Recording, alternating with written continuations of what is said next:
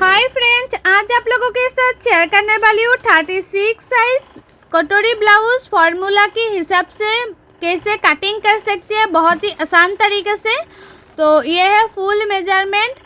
तो पहले कटिंग करूँगी मैं फ्रंट पार्ट। तो फ्रंट पार्ट में कटिंग करूँगी पेपर में और बैक पार्ट कटिंग करूँगी डायरेक्ट फैब्रिक में।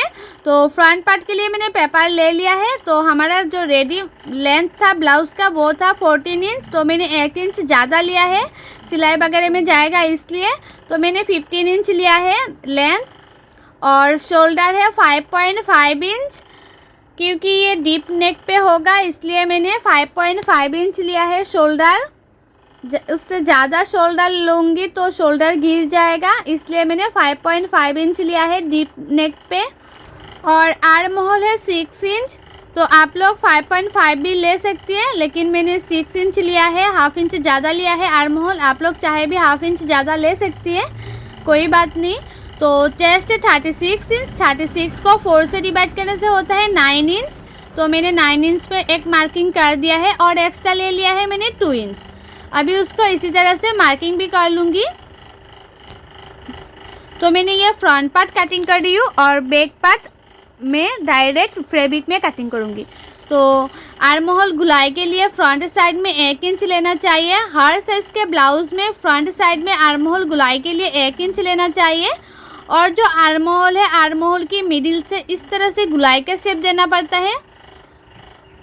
तो जो मैंने एक्स्ट्रा लिया है उसके साइड से मैंने हाफ इंच डाउन कर दिया है। और मैंने चेस्ट जितना लिया है उसको इस तरह से 36 को 4 से मैंने डिवाइड किया है, क्योंकि ये 4 फोल्ड में फैब्रिक को रखते हुए कटिंग करना पड़ता है ना ब्लाउज़ को, इसलिए मैंने 4 से डिवाइड किया है।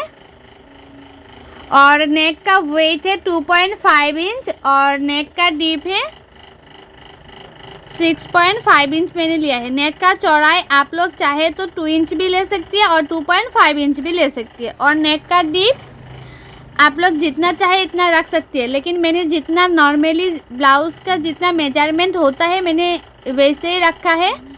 और नीचे से मतलब ऊपर से नीचे तक 11.5 में एक मार्किंग कर दिया है।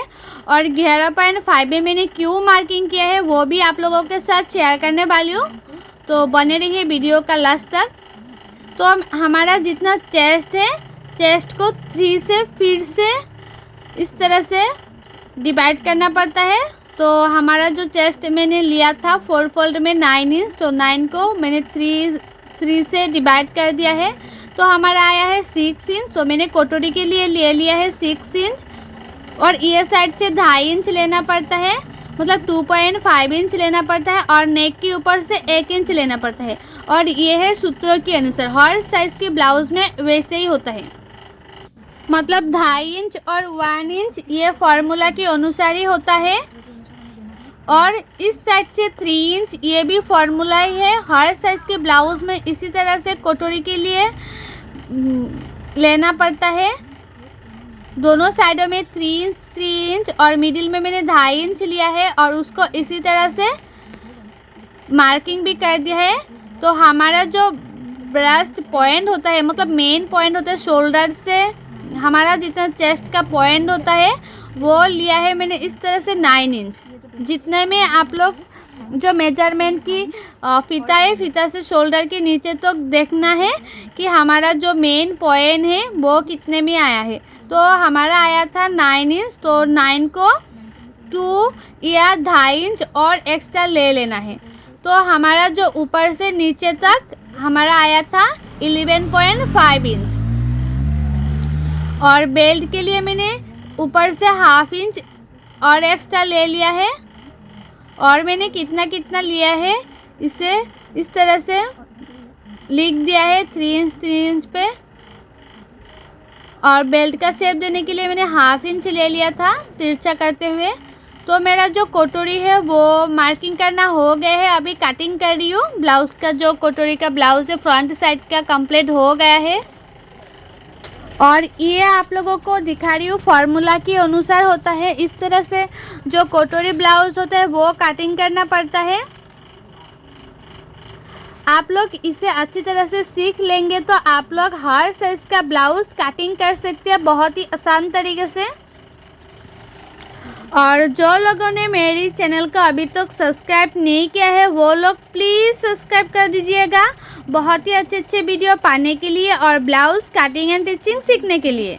तो हमारा जो दोनों पार्ट है सिर्फ ये 2 कटोरी को ही बड़ा करना है और दोनों पार्ट नहीं। तो जो कटोरी है, कटोरी को मैंने नेक्स्ट पेपर के ऊपर इस तरह से रख दिया है और उसके ऊपर मार्किंग कर लिया है। और साइड से हमें कटोरी को बड़ा करना है, नहीं तो कटोरी छोटा पड़ जाएगा, इसलिए साइड से मैंने 1 इंच बड़ा कर रही हूँ। आप लोग चाहे तो आप लोगों का जो ब्रेस्ट है मतलब चेस्ट है वो ज़्यादा है तो 36 से, तो उससे आप लोग चाहे तो बड़ा भी कर सकते हैं, 1 इंच या 1.5 इंच ले सकती है साइड से। और मैंने ऊपर से लिया था 1/2 इंच। तो इसी तरह से नीचे से भी मैंने 1 इंच ले लिया है और ये साइड से 1/2 इंच एक्स्ट्रा बड़ा लिया है और ये साइड से भी मैंने 1/2 इंच एक्स्ट्रा बड़ा करके लिया है। अभी उसको जो कटोरी है कटोरी का शेप दे देना है। अच्छी तरह से मैंने कटोरी का शेप दे दिया है। तो ये साइड से मैंने 1 इंच लिया है, तो वही मैं लिख रही हूँ। और ये साइड से मैंने 1/2 इंच लिया है और ऊपर से भी 1/2 इंच और ये साइड से भी 1/2 इंच। तो मेरा जो फर्स्ट कटोरी है वो मार्किंग करना कंप्लीट हो गया है। अभी मैं कर रही हूँ कटिंग। और जो लोग मेरी वीडियो को फेसबुक पेज में देख रही हो वो लोग मेरी फेसबुक पेज को ज़रूर फॉलो कर देना और भी अच्छी अच्छी वीडियो पाने के लिए। और मेरे फेसबुक पेज में भी हर साइज़ का ब्लाउज़ का कटिंग एंड स्टिचिंग वीडियो बहुत ही आसान तरीके से आप लोगों के साथ शेयर किया है। तो नहीं देखे तो आप लोग मेरे फेसबुक पेज में भी जाके देख सकती है। तो जो फर्स्ट कटोरी है कटोरी का मैंने इसी तरह से मेजरमेंट ले लिया है। तो मेजरमेंट पे मेरा आया है 8.5 इंच। तो सेकेंड कटोरी के लिए लंबाई में मैंने ले लिया है 8.5 इंच और चौड़ाई में मैंने ले लिया है 4 इंच। तो मैंने इसी तरह से बॉक्स की तरह बना लिया है। और ये साइड से मैंने लिया है 1 इंच और ये साइड से मैंने लिया है 1 इंच और नीचे से बेल्ट की शेप देने के लिए लिया है मैंने 1/2 इंच। तो मैंने मार्किंग भी कर दिया है। और जो फर्स्ट कटोरी है फर्स्ट कटोरी को इसी तरह से बैठाते हुए उसका शेप दे देना है और नीचे का भी मैंने शेप दे दिया है 1/2 इंच। तो अभी मैं कटिंग भी कर रही हूँ। आप लोग इसी तरह से कटोरी के लिए कटिंग करेंगे तो आप लोगों का जो कटोरी है बहुत ही परफेक्ट तरीके से मतलब स्टिचिंग होगा, फिनिशिंग के साथ फिटिंग होगा। तो मेरा जो कटोरी है वो हो गया है कंप्लीट पेपर में कटिंग करना। आप लोग देख सकते हो कितने आसान तरीके से हो गए हैं। तो मैंने अभी कटिंग करूँगी डायरेक्ट फैब्रिक में। तो ये जो फैब्रिक है वो अस्तर का फैब्रिक है। तो अस्तर का फैब्रिक में मैं अभी कटिंग कर लूँगी बैक पार्ट को। तो अस्तर का फैब्रिक को मैंने 2 फोल्ड करके रखा है। तो अभी मैं कटिंग करूँगी बैक पार्ट। और बैक पार्ट का लेंथ भी मैंने 15 इंच रखा है और शोल्डर रखा है 5.5 इंच और आर्म होल है 6 इंच। जितना मैंने फ्रंट साइड में लिया है बैक साइड में भी मैंने वैसे ही ले लूँगी। तो चेस्ट 36 इंच, 36 को 4 से डिवाइड करने से होता है 9 इंच और मैंने एक्स्ट्रा ले लूँगी 2 इंच। तो मैंने इसी तरह से ले लिया है।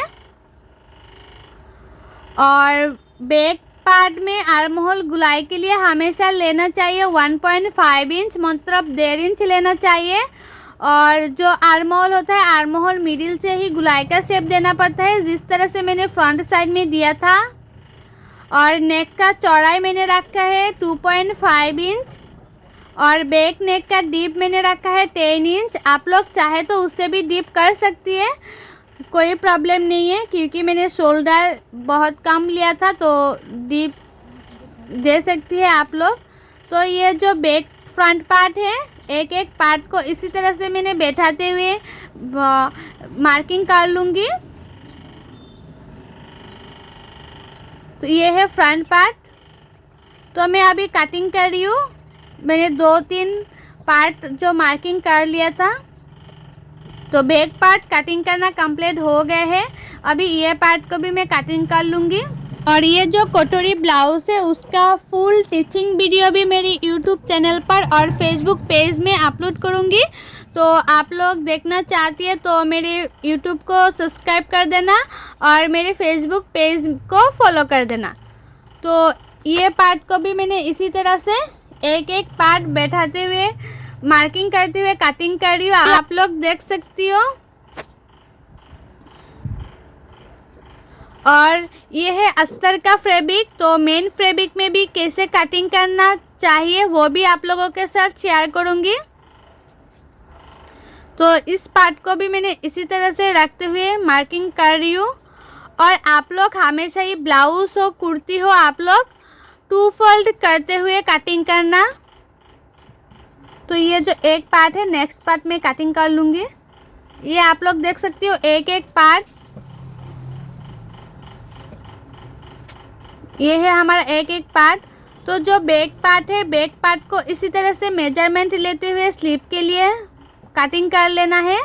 तो जो बैक पार्ट है उसको मैं ऊपर से 1/2 इंच छोड़ते हुए मेजरमेंट लिया था।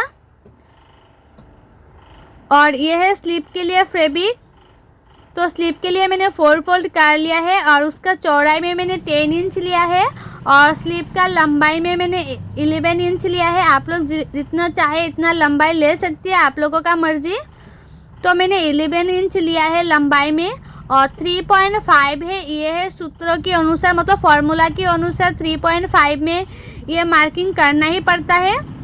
और जो मैंने एक्स्ट्रा 2 इंच लिया था तो इस साइड से मैंने 2 इंच इस तरह से मार्किंग कर लिया और ऊपर से मैंने 1 इंच में और एक मार्किंग कर लिया। अभी दोनों मार्किंग को इसी तरह से जोड़ दिया है। अभी जो स्लीव होता है उसका गुलाई का शेप दे देना पड़ता है इसी तरह से। तो आप लोग स्लीव के लिए इसी तरह से मेजरमेंट लेते हुए कटिंग करेंगे या टिचिंग करेंगे तो आप लोगों का जो स्लीव है वो अच्छी तरह से फिटिंग हो जाएगी। तो मुहूरी जितना है इतना ले लेना है। 5 इंच तक मैंने मुहूरी ले लिया है और एक्स्ट्रा ले लिया है 2 इंच। तो मेरा जो स्लीव है उसका मार्किंग करना कंप्लीट हो गया है। अभी कटिंग भी कर रही हूँ। और आप लोग हमेशा ही फ्रंट साइड में 1/2 इंच अंदर रखते हुए कटिंग करना चाहिए स्लीव के लिए। तो मेरा स्लीव कटिंग करना कंप्लीट हो गया है। और ये है मेन फैब्रिक, अभी मैं मेन फैब्रिक में कटिंग करूँगी। तो मेन फैब्रिक को मैंने 2 फोल्ड करके रखा है। आप लोग हमेशा ही ब्लाउज़ के लिए 2 फोल्ड करते हुए की कटिंग करना। और जो अस्तर का फैब्रिक है अस्तर का फैब्रिक को मैंने इस तरह से बैठा दिया है। अभी मेन फैब्रिक को थोड़ा बड़ा रखते हुए कटिंग कर रही हूँ क्योंकि सिलाने में बहुत ही आसानी होता है थोड़ा बड़ा रखते हुए कटिंग करने से। तो मैंने एक एक पार्ट को इसी तरह से बड़ा रखते हुए मेन फैब्रिक को कटिंग कर रही हूँ। और उसका टीचिंग का वीडियो भी मेरे चैनल पर अपलोड कर दूँगी नेक्स्ट वीडियो में। तो आप लोगों को मेरा ये जो कटोरी ब्लाउज़ है उसका कटिंग का वीडियो अच्छा लगा है तो लाइक शेयर और कमेंट करके ज़रूर बताना। और उससे आसान तरीके आप लोगों को कोई नहीं बताएगा।